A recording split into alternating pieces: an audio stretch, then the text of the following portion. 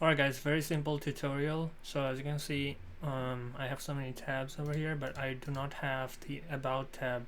So how you can see it on the new version of YouTube, so you can see this, this pointy arrow on the right side. You're gonna click this exactly right here, and you can see the about tab, and it'll tell you whatever it is.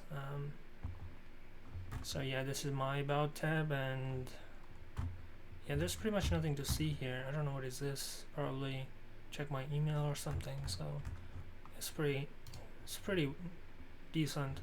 Not removing about tab from here to over here. I guess same for all the challenge. Like same for this channel. For this is about tab for doc. So yeah, let me know in the comment what you guys think about this video. Again, if this would help you, please subscribe. See you guys next time. Bye bye. Take care.